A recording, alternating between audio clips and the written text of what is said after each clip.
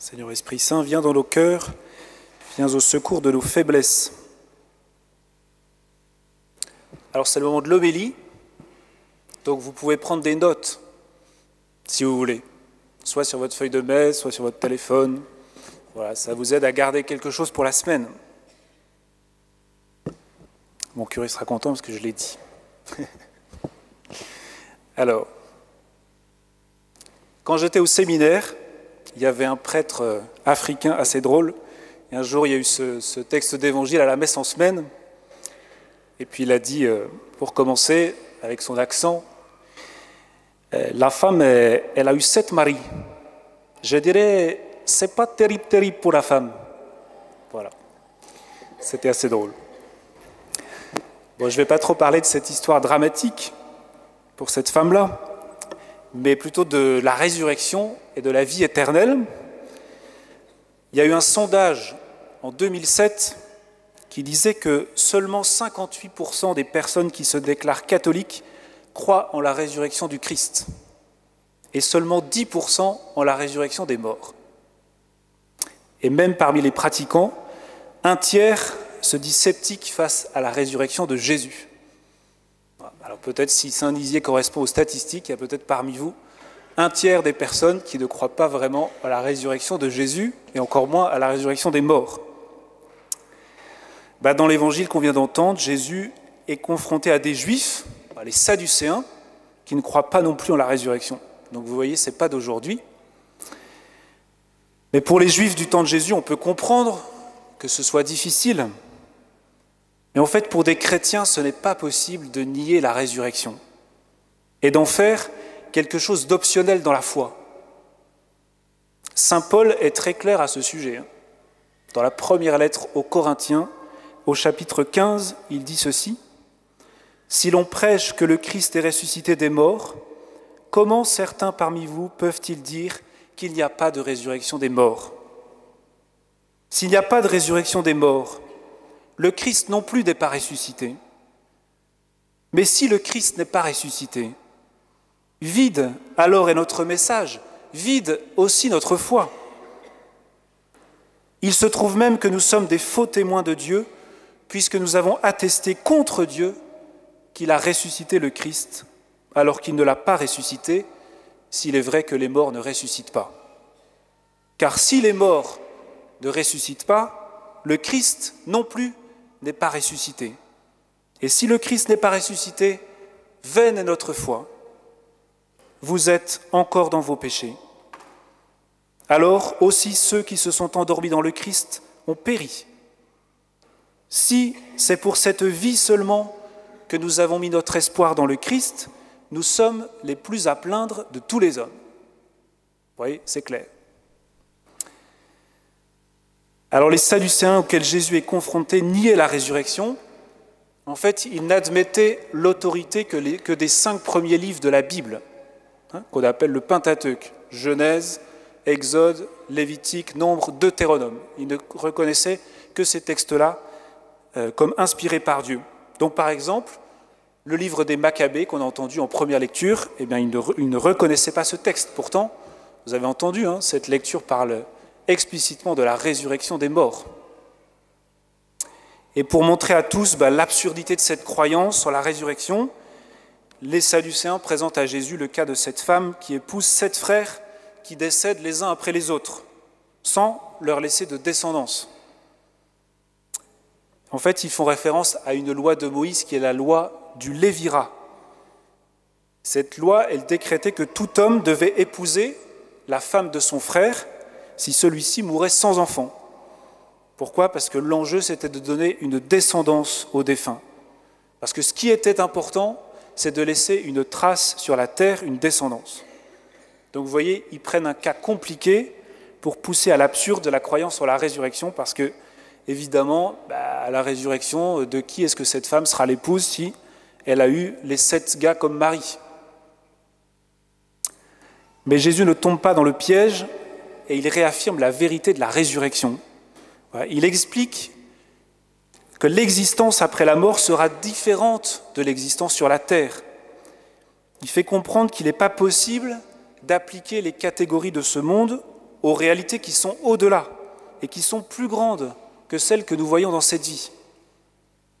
Les fils de ce monde, dit Jésus, prennent femme ou mari, mais ceux qui auront été jugés dignes d'avoir part à ce monde-là et à la résurrection d'entre les morts ne prennent ni femme ni mari.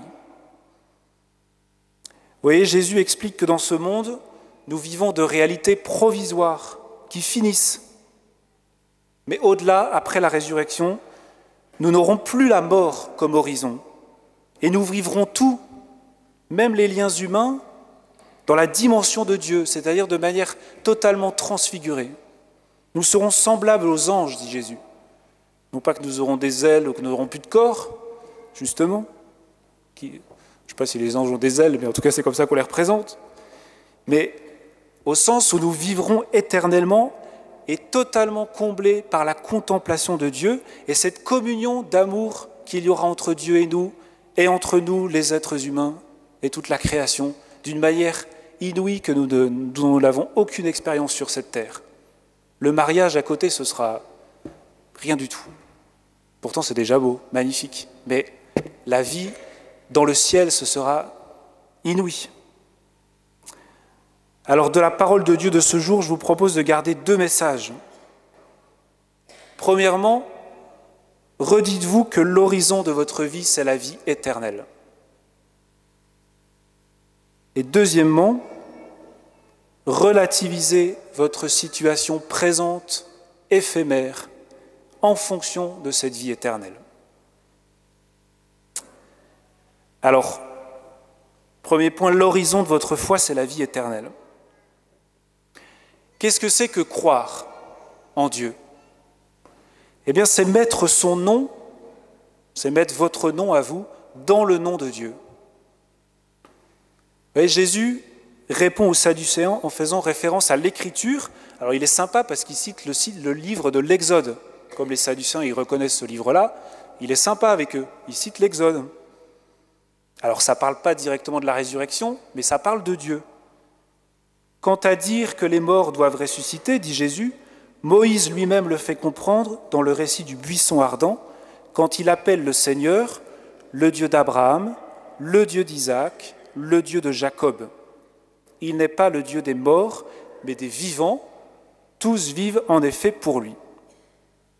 Vous voyez, si Dieu est un Dieu vivant, s'il se définit comme le Dieu d'Abraham, d'Isaac et de Jacob, alors ça veut dire que Abraham, Isaac et Jacob vivent quelque part. Même si au moment où Dieu parle à Moïse, ils sont morts depuis des siècles. Si Dieu est Dieu d'Abraham, d'Isaac et de Jacob, cela veut dire qu'ils sont vivants. Croire, c'est inscrire son nom dans le nom de Dieu. Dieu se présente comme le Dieu d'Abraham, d'Isaac, de Jacob, car Abraham, Isaac et Jacob ont cru en lui. Celui qui croit en Dieu est inscrit dans le nom même de Dieu. Il participe à la vie de Dieu, il vit pour toujours. Et pour nous, c'est pareil. Par la foi, par le baptême, nous avons inscrit nos noms dans le nom de Dieu. Dieu peut dire alors, je suis le Dieu de Chantal, je suis le Dieu d'Étienne, je suis le Dieu de Pierre, je suis le Dieu de Nathanaël. Celui qui appartient au nom de Dieu ne peut pas disparaître. Il appartient au Dieu vivant. Même s'il meurt, même s'il traverse la mort, il est toujours vivant. La deuxième chose, c'est que, en fait, nous sommes déjà ressuscités. Nous vivons déjà de cette vie éternelle. Vous savez, c'est ce qu'on demande aux catéchumènes au moment où ils vont recevoir le baptême. On leur dit « Que demandez-vous à l'Église de Dieu ?» Et ils répondent « La foi ». Alors le prêtre dit « Que vous donne la foi ?» Ils répondent « La vie éternelle ». Le baptême, comme on va le vivre tout à l'heure, c'est d'être plongé, c'est être noyé. Être baptisé, c'est mourir. C'est mourir et ressusciter. C'est mourir au péché pour vivre de la vie de Dieu. On devient fils et fille de Dieu dans le baptême, on devient enfant de la résurrection. Si bien que la mort que nous allons tous vivre un jour n'est qu'un passage de ce monde à l'autre. Mais nous sommes déjà morts, en fait, le jour de notre baptême. Et nous sommes déjà renés. Nous sommes déjà entrés dans cette vie nouvelle, dans cette vie éternelle. En fait, le baptême est la vraie mort et la vraie renaissance à la vie éternelle. Alors c'est toujours une grâce de vivre un baptême pendant une messe parce que ça nous rappelle ce que nous avons vécu nous-mêmes. Nous sommes déjà entrés dans cette vie éternelle. Alors la vie éternelle, troisième chose, ce n'est pas la perpétuité. La vie éternelle, ce n'est pas la perpétuité. En fait, pour préparer cette homélie, j'ai reparcouru un très beau texte de Benoît XVI, une encyclique qui s'appelle Spe Salvi, sauvé en espérance.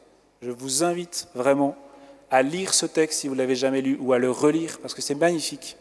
C'est quoi l'espérance chrétienne ? Alors à un moment, il dit cela. Voulons-nous vraiment cela, vivre éternellement ? Peut-être aujourd'hui, de nombreuses personnes refusent-elles la foi simplement parce que la vie éternelle ne leur semble pas quelque chose de désirable. Ils ne veulent nullement la vie éternelle, mais la vie présente. Et la foi en la vie éternelle semble, dans ce but, plutôt un obstacle.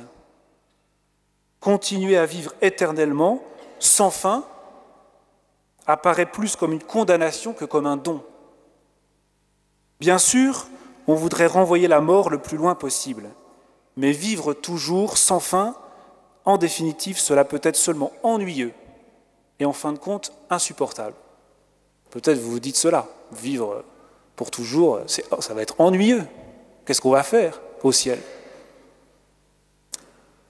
Il y a clairement une contradiction dans notre attitude. D'une part, nous ne voulons pas mourir. Surtout, celui qui nous aime ne veut pas que nous mourions. D'autre part, il est vrai que nous ne désirons pas non plus continuer à exister de manière illimitée. Et même la terre n'a pas été créée pour cela. Alors que voulons-nous vraiment ? Ce paradoxe de notre vie, de notre attitude, dit Benoît XVI, suscite une question plus profonde. Qu'est-ce en réalité que la vie ? Et que signifie vraiment éternité ? Et puis là, il cite saint Augustin dans un magnifique texte qu'il a écrit sur la prière, où saint Augustin écrit cela. Dans le fond, nous voulons une seule chose, la vie bienheureuse. La vie qui est simplement vie, simplement bonheur. En fin de compte, nous ne demandons rien d'autre dans la prière. Nous ne marchons vers rien d'autre. C'est de seulement cela qu'il s'agit. Mais ensuite, Augustin ajoute, « En regardant mieux, nous ne savons pas de fait ce qu'en définitive nous désirons, ce que nous voudrions précisément. Nous ne connaissons pas cette vraie vie. Et cependant, nous savons qu'il doit exister un quelque chose que nous ne connaissons pas et vers lequel nous nous sentons poussés. Nous désirons cette vie bienheureuse. » Alors Benoît XVI commente, « Nous désirons en quelque sorte la vie elle-même, la vraie vie, qui ne finisse pas par être atteinte par la mort, mais en même temps, nous ne connaissons pas ce vers quoi nous nous sentons poussés. » Et puis il dit, l'expression « vie éternelle » cherche à donner un nom à cette réalité qui est à la fois connue et inconnue. Il s'agit nécessairement d'une expression insuffisante qui crée la confusion quand on parle de vie éternelle. En effet, éternel suscite en nous l'idée de l'interminable, et cela nous fait peur. Vie nous fait penser à la vie que nous connaissons, que nous aimons, et que nous ne voulons pas perdre, et qui est cependant en même temps plus faite de fatigue que de satisfaction, de sorte que d'un côté nous la désirons, et de l'autre nous ne la voulons pas. La vie. Nous pouvons seulement chercher à sortir par la pensée de la temporalité dont nous sommes prisonniers, et en quelque sorte prévoir que l'éternité n'est pas une succession continue des jours du calendrier, mais quelque chose comme le moment rempli de satisfaction, dans laquelle la totalité nous embrasse et dans lequel nous embrassons la totalité. Il s'agirait du moment de l'immersion dans l'océan de l'amour infini, dans lequel le temps, l'avant et l'après n'existent plus. Nous pouvons seulement chercher à penser que ce moment est la vie au sens plénier, une immersion toujours nouvelle dans l'immensité de l'être, tandis que nous sommes simplement comblés de joie. C'est ainsi que Jésus l'exprime dans l'évangile de Jean. « Je vous reverrai et votre cœur se réjouira, et votre joie, personne ne vous l'enlèvera. » C'est ça la vie éternelle, la vraie joie qui demeure. L'éternité, ce n'est pas la perpétuité, mais c'est l'immersion dans cet amour infini, comme un instant. Vous savez, parfois on vit des instants comme ça dans notre vie où on se dit c'est peut-être un peu ça le vrai bonheur. Eh bien c'est un instant, l'éternité, où on est simplement comblé de joie et on est totalement rempli de cette joie de Dieu. Voilà, alors cette vie éternelle, eh bien ça nous invite, ça vous invite à changer votre regard sur la mort qui peut faire peur. Et j'aime beaucoup cette parole de Sainte Thérèse de Lisieux qui dit, au moment de mourir, je ne meurs pas, j'entre dans la vie. J'entre dans la vie.